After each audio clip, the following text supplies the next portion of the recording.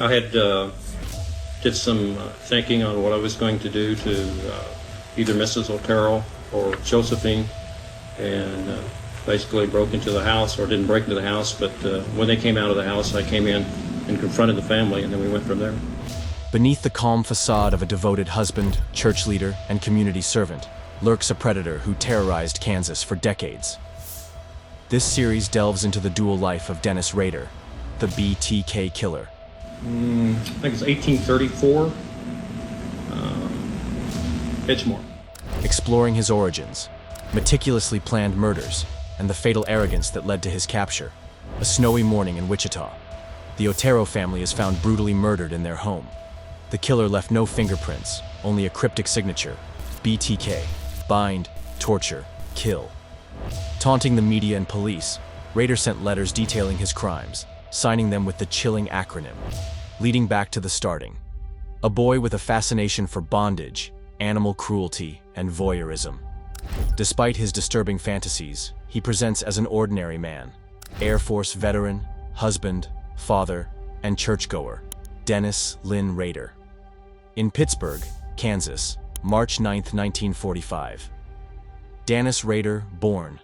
His parents were bookkeeper Dorothea May Rader and Kansas gas service worker William Elvin Rader. He was the eldest of 4 sons. Growing up in Wichita, Rader later recalled feeling ignored by his mother. From an early age, Rader developed disturbing fantasies centered around controlling and tormenting women, imagining them trapped and completely at his mercy. He also showed early signs of cruelty, harming and killing small animals, a dark behavior often linked to deeper psychological issues. As he grew older, these twisted urges only intensified. He became obsessed with watching others in secret, often disguising himself in stolen women's clothing to act out his fantasies. In private, he experimented with dangerous forms of self-gratification, involving ropes and self-imposed restraints, practices that hinted at the chilling depths of his desires. Years later, during the long stretches of time between his crimes, what investigators call his cooling-off periods, Rader continued to feed his dark fantasies in secret. He would stage eerie scenes where he dressed in women's clothing and wore a female mask, then bind himself and take unsettling photos, capturing the twisted double life he was so desperate to keep hidden. After finishing high school at Wichita Heights, Rader enrolled at Kansas Wesleyan University. Struggling with his studies and showing little academic promise, he dropped out after just a year. Seeking a new path, he joined the United States Air Force in 1966 and served until 1970. After his discharge, Rader returned to Kansas and settled in Park City, a quiet suburb of Wichita. Leading to major psycho killing, Rader refers to his victims as projects, stalking them meticulously. He breaks into homes, cuts phone lines, and waits in silence. January 15, 1974, a day that shattered Wichita's peace. The Otero family, Joseph, Julie, and their children Joseph Jr. and Josephine, were found brutally murdered in their home.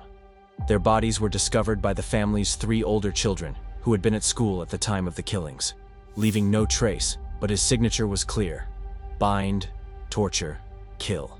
On the morning of January 15th, Dennis Rader brutally invaded the Otero family home after cutting their phone lines and forcing his way in at gunpoint. He tied up the family and, one by one, murdered the parents and 2 children in a methodical and chilling sequence. After killing the parents and young Joey, he took 11-year-old Josephine to the basement, where he carried out the most disturbing part of the crime. Before leaving, he stole the family car, only to return later to retrieve a knife he had dropped. The Otero murders marked the beginning of his horrifying spree. Hold on, you're not going to want to miss what happens next. The story just got more tangled, and the truth is lurking in the shadows. But we need your help to piece this together. Drop a comment below with your theories. Hit that subscribe button if you're brave enough to follow the twists. On April 4th, 1974, Rader made his move under cover of quiet suburban normalcy. He forced his way into the home by shattering a sliding glass door at the back, slipping inside unnoticed. The house was empty, for now.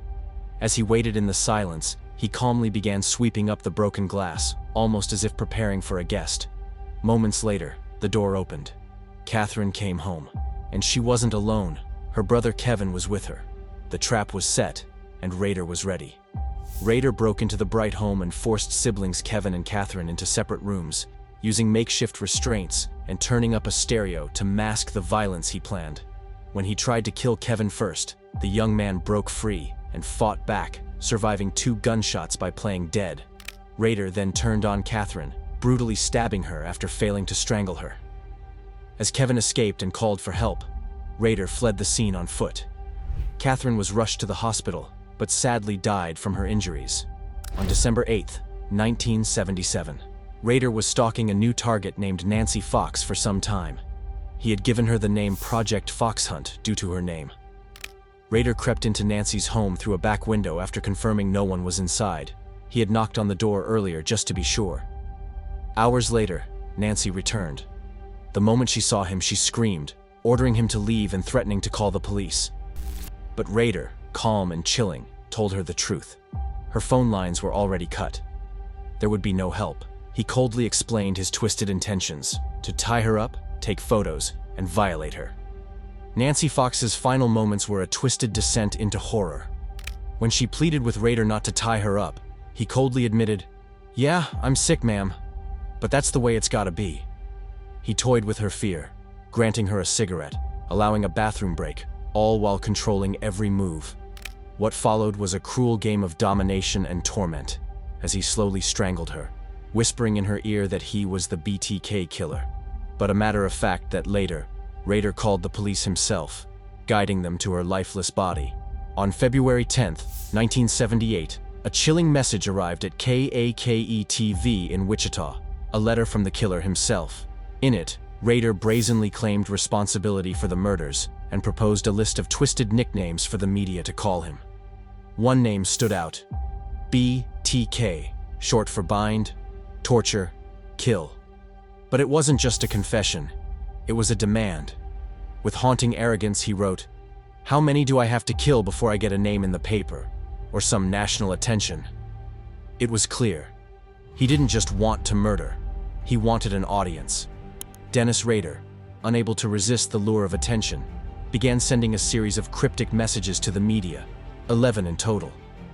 These taunting communications, filled with disturbing clues and demands, reignited the investigation, literally provoking the world as "catch me if you can" type.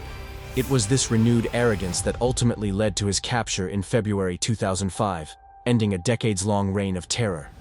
He confessed to all 10 murders, describing them in chilling detail, devoid of empathy. Sentenced to 10 consecutive life terms, Rader now resides in El Dorado Correctional Facility. Over the years that Rader took the lives of 10 innocent victims, each one carefully selected, each crime methodically executed. Every act was carried out to fulfill his dark, obsessive urges, leaving a trail of horror that spanned decades. He expresses regret, claiming a demon drove him.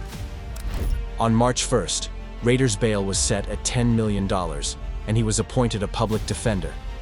After initially pleading not guilty, he changed his plea to guilty in June, detailing his murders without remorse. At his August sentencing, he delivered a rambling apology after victim statements, but the prosecutor compared it to an Oscar speech. Rader was sentenced to 10 consecutive life sentences and moved to El Dorado Correctional Facility the following day. We might never truly grasp the twisted mind of someone like Dennis Rader, but his story serves as a chilling reminder that evil doesn't always reveal itself in obvious ways. Sometimes, it lurks in the shadows, patiently waiting for the perfect time to strike. The most frightening monsters can often be the ones we least expect, hiding in plain sight, just beyond our notice. Thanks for sticking with me till the end. If this video got you thinking, don't forget to leave a like and subscribe to the channel for more gripping crime theories and untold stories.